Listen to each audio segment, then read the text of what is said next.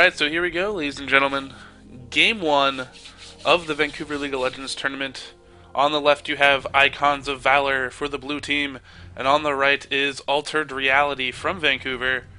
Go for lol team. Seen them a bunch, so should have a good match between us. Let's see what the opening bans are. Rammus, of course, very standard ban. Don't want him in the jungle. Guy with really quick with his power ball, comes out of there, has his taunts, really quick around the jungle, so don't want him in any games. He can be a loose cannon, and then we're going to see a Cassiopeia ban, so focused on AP mid. Cassiopeia, very popular, considered a high skill cap champion, so it took her a while to get into the meta, but once she did, people realized her early game potential, realized that she has a lot of really good matchups, actually. So, quick ban from her, and then Sivir. A lot of people don't like Sivir, very popular now with the new mobility style teams we're seeing from, like, Team Goose, and a lot of the top teams are kind of switching to this kind of mobility style. Makes it really easy to engage, disengage, move around the map very quickly. So Sivir, pretty standard ban, even after a nerf, still very, very good. On the hunt, very powerful ultimate. And then Shaco, don't want him in the jungle either. He can easily snowball a game very early, but the key to Shaco is just early warding, and if you can keep him out early, it can actually be a strength to your team, because an unfed Shaco, not as effective as you would like, but so hard to keep him out. And so Vladimir is going to be the next, another sustaining AP mid or top. Seen him a lot for the double WOTA strategies, so I don't know how much research these teams have done on each other, how much player profiles spectating we had, but yeah, we'll have to go forward here and see what else. These are pretty standard bans. I like these so far. And hello to all of you, viewers in in-stream chats. And then Lee Sin ban. Lee Sin very, very strong out of jungle. I mean, they nerfed him, but let me tell you, that guy still does a lot of damage. We were actually just up in Victoria, Canada for Godicon, casting a live tournament there, which was really, really cool. But Lee Sin was played a lot, and he had some devastating ganks.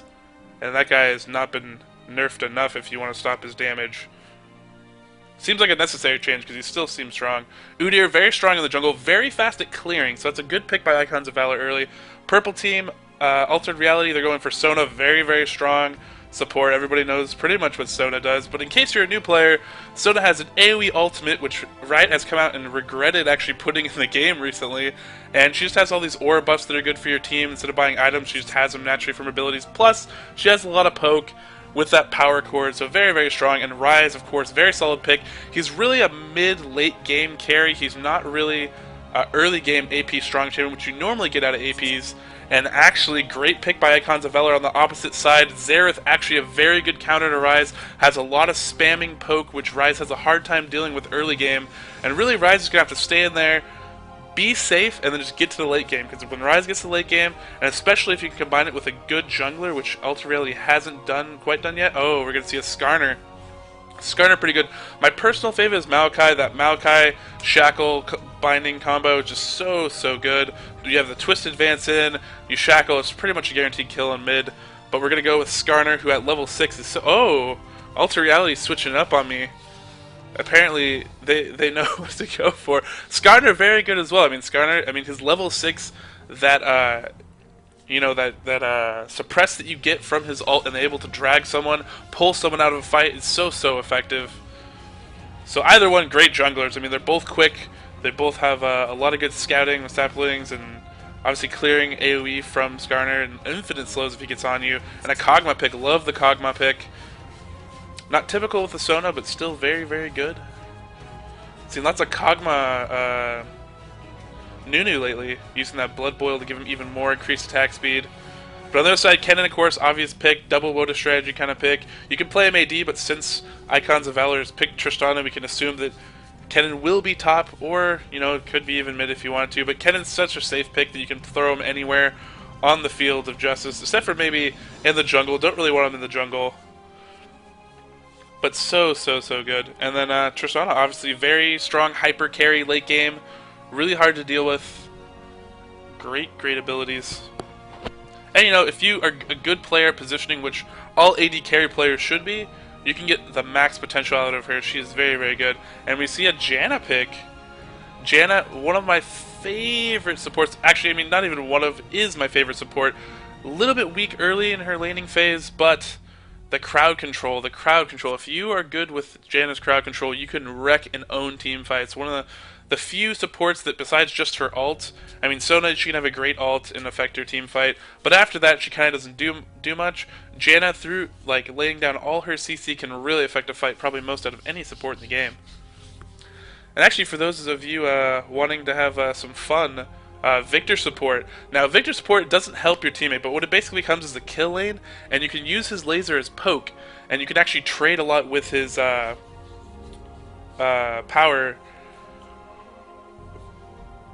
Sorry, I had like a sneeze coming on there. Sorry for a second. But anyways, once you hit level 6, the burst from his ultimate and the silence is so ridiculous that you can actually have a lot of fun. So if you're pub stomping, go play Victor support. It's fun. People will yell at you at first, but once you start wrecking that lane, they'll love you. And Shyvana pick, ooh, Shyvana top. So we might see a lot of invade. Now, typically, a Shyvana pick is going to come from blue side, actually, because you can, well, I mean, you can play it from either side, but if you play it from blue side, you can actually live in your opponent's top jungle, the purple side jungle, because there's so many camps there that she has a lot more opportunities where if you're purple side and you're trying to invade a Shyvana, it's pretty obvious what you're going for. You're going for blue, but if you can ward it out correctly, you get some support from your jungler, you should have a pretty good time. And she can push really hard with her burnout, so good picks by both teams. I like both teams. I feel like, looking at this real quick, good CC from both teams. I mean, we're definitely going to see the M5 style from Altered Reality, the kind of jungle invade, control the buffs, try to get early advantage snowball. But I mean, Rise doesn't necessarily fit into that, but definitely one of those teams. And then on the other side, for Icons of Valor, we're just going to see the double Woda. Try to out skill you strategy, basically. I mean, whenever I see as Tristana, that's basically what it tells me. It tells me, hey, I feel like I'm a very strong AD player. I am a good hyper carry.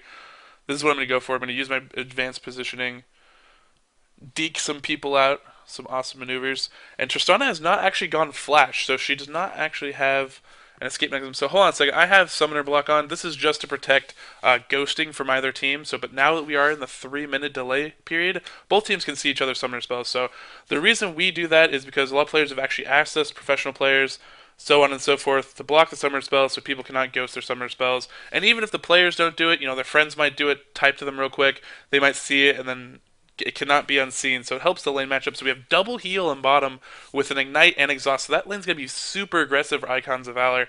But at the same token, neither one of those characters actually has an escape mechanism. So Janna doesn't have a flash. Tristana has her rocket jump, but she does not have a flash on top of that. So those two might be prime targets to actually gank. Meanwhile, on the other side, everybody has a flash. We have exhaust from Janna, and the heal is actually on the Kog'Maw. Now, you might be wondering, why doesn't the support have heal? And you might have seen a lot of supports taking heal. Well, if the AD carry takes the heal, then what happens is the AD carry actually gets more health when they use team heal. So that's why you are seeing team heal on the AD carries. But a double team heal, that's going to be brutal. And that kind of makes up for the fact that Janna doesn't have a heal to sustain as well. So there should be a lot of aggression bot lane, so we will keep an eye on that as we go forward. Meanwhile, for those of you who are hopping in, you might have found this out coming from the Vancouver League of Legends page. This is all set up by Brian Herr from Vancouver League of Legends. We just came in and helped cast out, working in association with him, but I will post the link to their Facebook in chat, so all of you can go over there. If you have not liked their page or become a member, I suggest you do that. It's a really, really cool group, and they've, as far as this online tournament, it was really quickly set up, and the rules seem good, the team seem good, and I would support these guys going forward because they're doing a really good job for that scene up there in Vancouver and just in Canada in general. And it's good for our scene down here in the Pacific Northwest. Raise Your Weapon from the Pacific Northwest, growing and casting tournaments out here. But I mean, we've also gone to Canada because you guys have a sick community up there. I mean, we went to GotaCon in Victoria, Canada this last weekend. Cast the tournament there. We weren't even sure if we were going to get 8 teams. Well, little did we know, we were going to get 16 teams, and we actually had to cut off and turn people away. Now this, if you don't know what GotaCon is actually a board game convention. So, and like tabletop convention mainly, and then it has, some like computer tournaments tacked onto it. Like, it's not like the main focus, but the League of Legends players came out in force and showed that indeed League of Legends is very important out there to its fans, so we will just give me a second here, make sure our screen doesn't be all silly on us. And there we go. Sometimes it will go to the middle of my monitors because I'm running multiple monitors, so I don't want to get that screwed up. But again, if you haven't been in chat, hop in chat, get that link from the Vancouver League of Legends, click on that, like that. If you did not see or hear about this from there, go give them some love. Become a member, it's worth it. And loading in. So let's look at the teams we have here. Skin-wise, we have 2 skins for Icons of Valor. And on the bottom we have, 2 skins, so 2 to 2. So no skin advantage there. Skin advantage can tell a lot. Tristana, of course, should be an auto lock anyways, because if you have not done it yet, go like the Riot Facebook page and you will actually get a Riot Tristana skin. And if you like their YouTube page, you will actually also get another skin as well. The Alistar skin, so if you haven't done that, go get some free skins. They're sweet.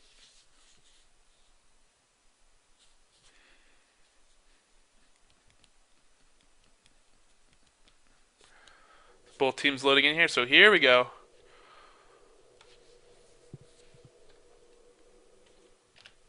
Let's do some interfacing and get rid of chat.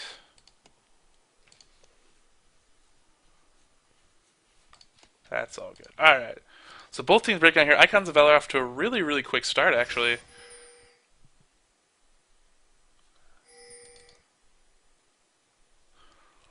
Heading down towards red. They're pinging it. They might see an invade at blue. They do have a lot of long-range poke if they want to try to invade or poke at the enemy team to move in. Although Rise, he could take Shackle early. It looks like he has not taken his spell yet, so that is quick. So it looks like Altered Reality wants to move in here. Grouping up in this bush. Looks like Icons of Valor just spread all out, casting that net, trying to see when they come in. And you see Icons of Valor very smartly at the edge of this. They're going to deke out of here, try to get away. Shyvana's using that burnout to try to catch up here, but there's no... Oh, there's the early Shackle onto Saproling coming in, but no, that will not get you a kill. So just early invasion, poking at the enemy team. Udir's going to get some help here. And they're just going to back off and do blue. So both teams, little poke, maybe trying to pick up a kill. And it's very common to try to pick off now the blue team, because blue side will do these golems. It looks like they're going to do them safely now. But if they do not know and they do not see this coming, and say you just set up here to try to do this, then that can happen. It looks like we have something is up with our spectator mode. Spectator mode, no you don't. Don't be a bad spectator mode. There we go, back here. So now we're doing golems. Spectator mode does sometimes do that recently, I have noticed. Now we're in a little bit of a speed up as Udyr has got help on those wolves and is going to do blue.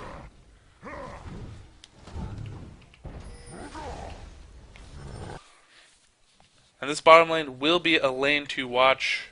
High action indeed. Looks like Udyr's already racing up here with Justice Phoenix. I don't know how well they're going to do trying to catch Shyvana. They will not be able to get a stun. There's the first stun. Level 2. Oh my gosh, tons of damage. Ignite goes down. First blood on Shyvana. I was not sure they were going to be able to pull that off, but great teamwork there by Icons of Valor. So early first blood by Icons of Valor, pulling out to a little bit of a lead there.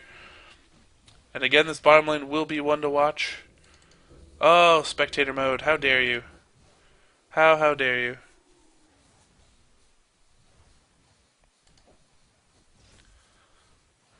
Alright, we're back in it. Sometimes I tell you. Right game, new patches, new bugs, fun times.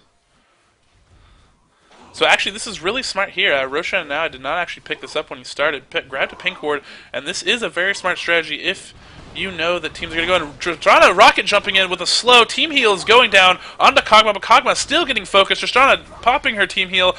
Ignite going on to Kog'Maw. Will this pick him up? I don't think it's going to be enough. There's the team heal from Sona, making sure he doesn't die. And there's that aggressive lane we are talking about and why we are focusing on this bottom lane.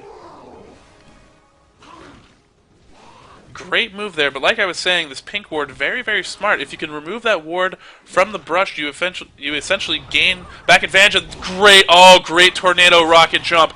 That was so well timed. That was beautiful. And rocket jump back onto Sona and a double kill. Holy crap. Peon, your champion. You are my champion. That was some sick, sick play by Tristana. And like I said, players that feel like they can outplay their opponents, Tristana is absolutely amazing. Combined with that, I mean, that whirlwind, the tornado over the wall, picking him up, combined with the rocket jump so he couldn't get out of the way. So, so amazing. Looks like we have a click on to Rise here. Might see a stun. Flash stun. There's the stun from an Ignite. Oh my gosh, we're going to have a trade in there mid. And all we have to do is have Xerath get out of this, which he should be able to do.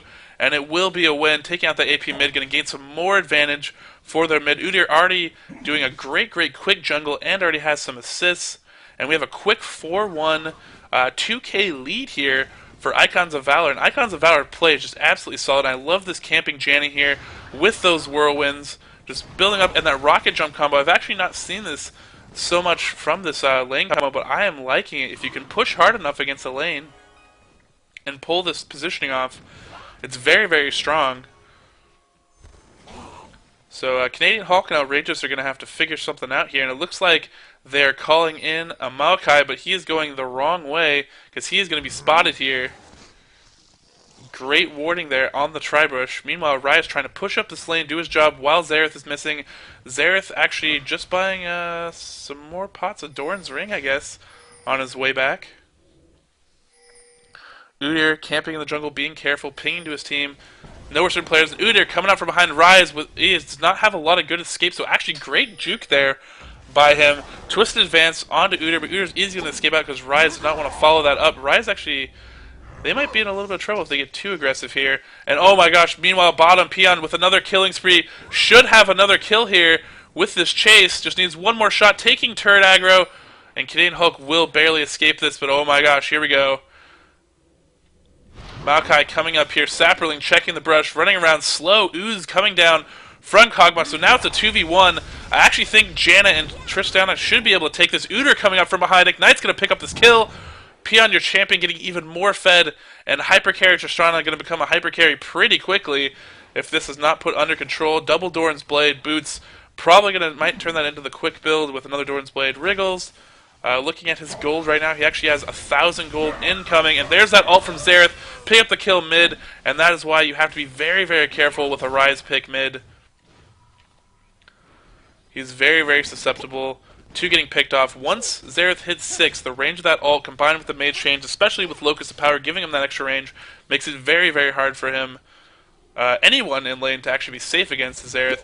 And Udyr already taking this turret down to under half health. So this is great, great teamwork by Icons of Valor. They're looking very, very strong.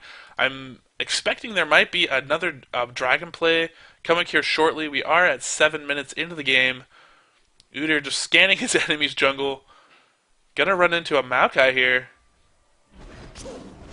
And he's trying to steal this with his Tiger, but they're gonna find this and he's gonna be in a little bit of trouble. No Shackle over there. Twisted Advance a little bit late. Twisted Advance should have been first, followed by the Rise support after. Might have been able to get up a kill then, but Xerath coming down. They will not be able to stop this, but they will protect their blue. Kog'Maw Sona shading up to try to help protect this, and Shyvana can actually push this lane really, really hard if she wants to. Right now, it's against her tower. Let's see what Kennen bought first. Probably, we normally expect a Revolver, so Revolver standard, and he picked up 2 wards. So wards are very, very, very important. If you think that you should not buy wards when you go back, it is good practice to at least buy 1 ward every time you go back if you can. Doesn't matter what lane you are, if you're a carry, whatnot. And Tristana already has that Vamp Scepter and that level 2 boots, so she's going to have crazy attack speed. And the more she levels up, the more she keeps this advantage. She has a 2-level advantage on bot lane, so bot lane we're really struggling here. And the main point, we've actually had a lot of talks with this on the Raise Your Weapon team, on the HGO Google team, and a gank coming in mid. Twisted Advance, nope, Flash, going to make sure it doesn't get caught there, take the damage. But we've had a lot of conversations about how important it is to protect your bottom and play a really good bottom lane, because if you don't play a good bottom lane, and you're in this situation right here, we're down behind, that's really bad. There's the jump in, Rocket Tristana ulting in, Ignite, no Ignite actually, not going to pick up Kog'Maw. Kog'Maw very close to death right there, huge burst damage, but if you are behind like you are here, the amount of resource it takes you to actually enter into this bottom lane to try to help out and gank and support this lane, it's a lot of resources. You have to spend time looping all the way up and coming back around here on the minimap and sneaking up to the brush, which if you're pushing at your tower doesn't necessarily work. You have to bring in a pink or an early oracle. Early oracle is very, very costly if you're behind. If you lose that oracle on your early jungler, not only does that set them behind totally, but it's basically a double kill. 400 gold plus the kill from killing the champion. So it's a lot of resources to break into this bottom lane and try to help out and cover for them if they're warding properly, which as you can see they are. They have a pink, a dragon, they have a ward here for their tribush. So the best option would be to come from behind here, but if you're already low behind, if you're going to chase after here, your jungler might be not strong enough to take on a level 7 Tristana and a level 6 Janna. And they're going to still see you coming, so really don't lose your bottom lane. Play as safe as you can. There's a stun coming down. Alt's going to come down. Uter's going to try to hop in here, but Rise, you cannot trade with a Xerath, and he needs a lot of gank help actually at this point. He's going to need a lot of gank help, and he's going to have to just play safe and back and just try to get his farm when he can, hug his turret as much as possible. Let it push against him if he can. Kennen being really aggressive up here. Going to get another stun down. There's the ult. Shyvana actually have to use her ult to escape this. Ignite going down. One more stun. She definitely would have been dead there. This Kennen player playing very, very strong. And Xerath actually going to take down this turret now. It is 10 minutes. Usually you save turrets till 15 minutes in, but if you have this big of a snowball going, it is worth it to take down this turret, gain even more advantage of their jungle, and make them have to ward their jungle, because if they do not ward their jungle at this point, they're going to be in a lot of trouble. Normally, why you wouldn't kill a turret, so for example, Tristana and Janna, they're winning this lane. They should not kill this turret, because what the turret does is it provides the lane to not push up too far, and if you can push your creeps into their turret, then it denies them experience and gold if they cannot last hit, or if they cannot be there in time. So there's the whirlwind, rocket jump, slow going down, focus onto Sona, ignite going down, ult coming for Tristana, gonna pick up that kill, and Kog'Maw all by himself trying to deal damage, and he was just sitting there trying to hurt Tristana, but it's not enough. They're too far behind item-wise, and this is not going well for Altered Reality. Meanwhile, Maokai sneaking behind this Kennen. Should have an aggressive move here. Lightning Surge too early. Should have waited till after the Twisted Advance. And so he's just trying to get stuns, trying to juke here. Might see a flash backwards to the other way here. And he does not have flashes. Still down by just a little bit. Stuns going out. Second Twisted Advance under turret with no backup. Not going to help. Tristana not the best for... Or Shyvana, sorry. Excuse me. Not the best for helping out ganks. And meanwhile, Icons of Valor getting Dragon, so they're going to get even more of a lead. 7k lead, and 7k lead, so it's not spent, so effective gold advantage is not at 7k yet, but once they go back and buy that 7k gold, I mean, it's an extra, giant spelt or extra defensive item on top of what they already have. And what that means is in team fights, you're going to have the attack damage item plus the defensive item, and you're going to have a lot stronger team fight. So Udyr taking most of this damage, stun coming in from behind, Xerath, oh, absolutely blown up. Altered Reality being destroyed here, and that's why you have to start warding your jungle at this point. They do not have the wards. Icons of Valor does have the wards, and that middle turret being down allows the entire team to roam around freely in their jungle, and now they will take this turret down. Typically, you wait till 15 minutes, but with this kind of advantage, you might as well keep pushing. And Icons of Valor looking like one of the favorites of this tournament already. I mean, if you looked at their elo and their team, who they had on their team, you probably would guess that. But just, right now, just looking from the play, very, very strong. So red buff, I'm sorry, Maokai. You are one of my favorite junglers, but you are not going to pull yourself out of this game at this point.